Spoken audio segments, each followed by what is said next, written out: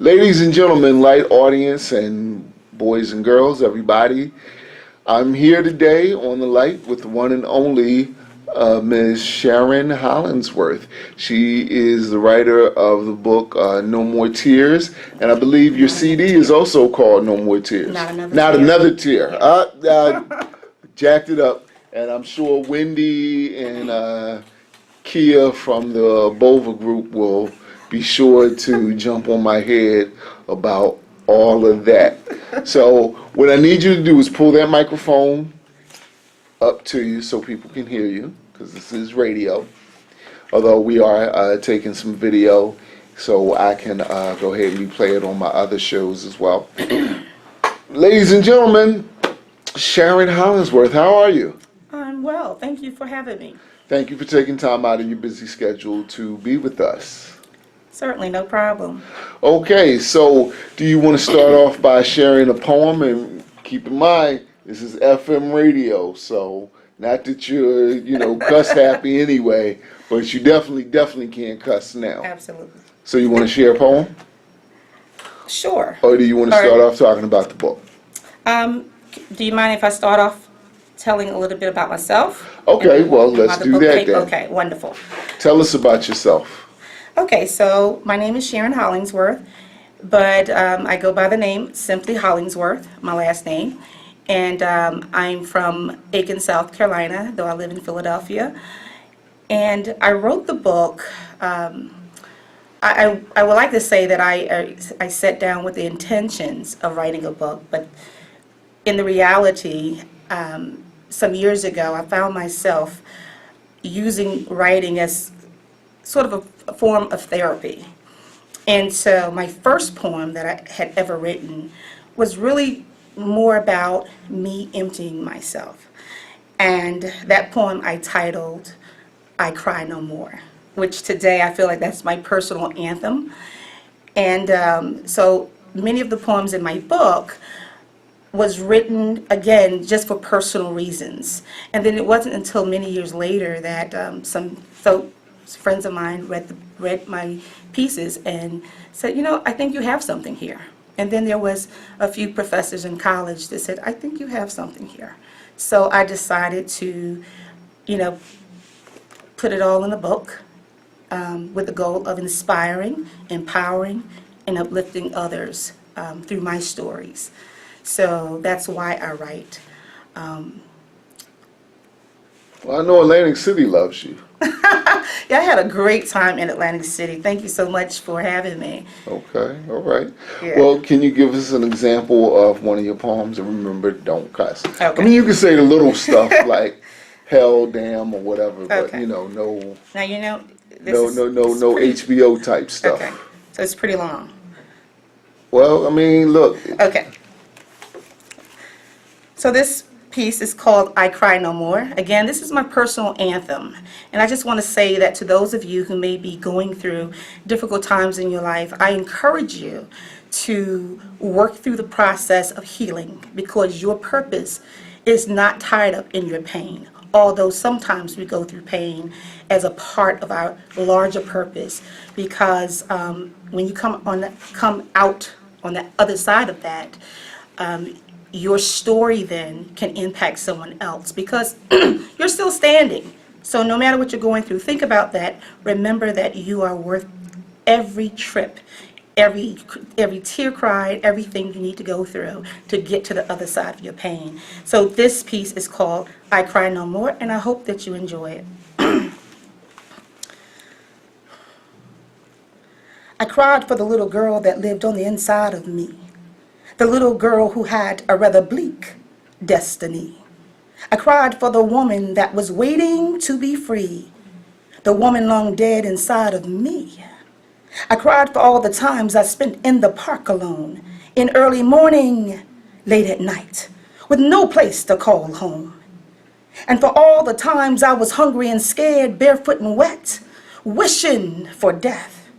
I cried for every moment I slept with boyfriends as a teen, not because I loved them, but because I had no other means. No means of getting love, of being loved by another. With a simple hug or a common touch, one that would validate who I am, what I am, one that would bring me home inside myself and say, I love you.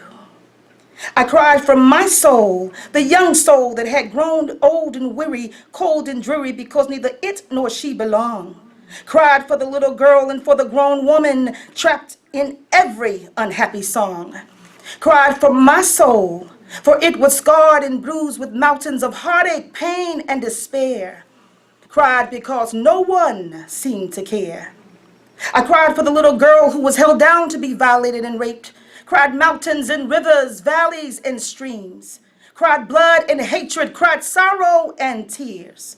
Oh, how I cried for crying through the years.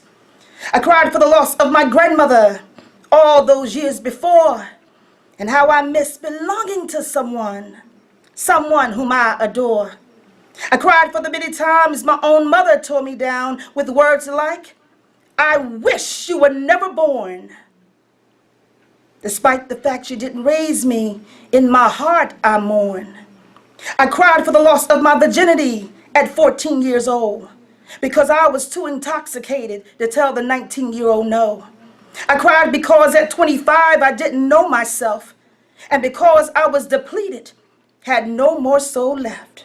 Cried because others failed to get to know my pain, for they only saw the outside of me and not my own disdain. Cried for my daughter for being born to a teenage mother who couldn't even perceive her own worth, a woman child who had yet to establish her own birth. I cried in 1998 when I heard the shackles removed, dropping from my soul, when God told me through his word, I'm worth far more than gold. Cried when he commissioned me not to be what others said I was, but what he said I am. I am more than a conqueror. I cried when he whispered, you've been given life, not to suffer, but to enjoy for all it's worth. That day was the true day of my God-given birth. I cried because God said that I am his temple and to him I belong. Never ever again shall my soul be the essence of some unhappy song. I cried and I cried, for it was on that day my soul was revived, and the sad little girl in me quietly waved goodbye. And the woman long dead inside of me finally came alive. Yesterday I cried until my body ached. I cried deep, long, and hard. In secret places I cried. In small and wide open spaces I cried. In the rooms I managed to dwell in for one night or two, I cried. Oh, how I cried bitter cries. I cried hilltops and oceans, cried angry regrets and bitter memories, cried for myself and for others like me. I cried because I was sick and tired of crying.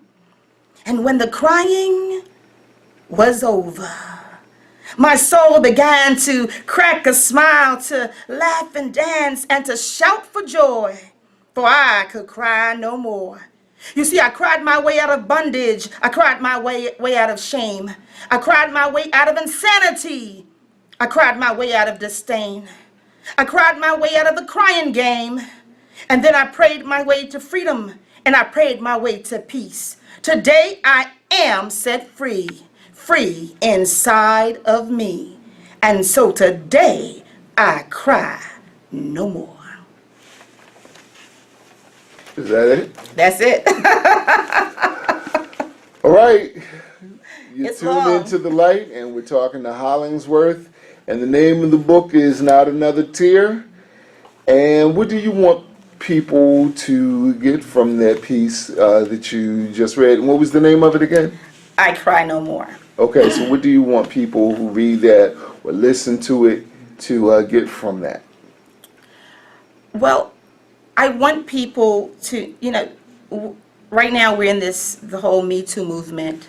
And I just think about not just women, but men in general, how people have various traumas. They've gone through many life issues.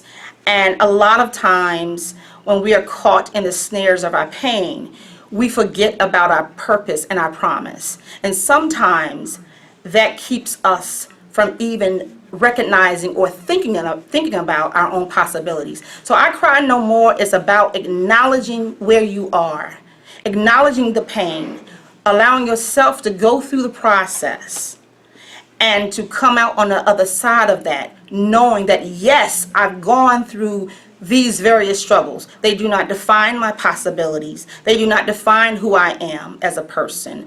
I have the power to move forward, and I also have the right to walk in my destiny. So I Cry No More is about releasing yourself from the prison of your pain.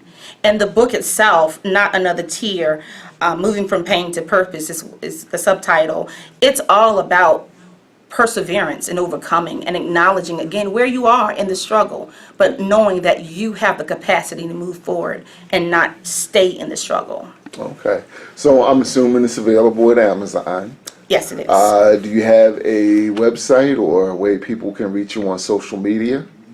Yes, people can go to www.amazon.com/author Okay. /Hollingsworth. And that's the best way to contact you. They could also find me on social media, on Facebook. Let me give you that information. Oh, I also want to say that I have a website, hollingsword.com. So Hollingsworth. Hollingsworth, HOLLINGSWORD.com. And from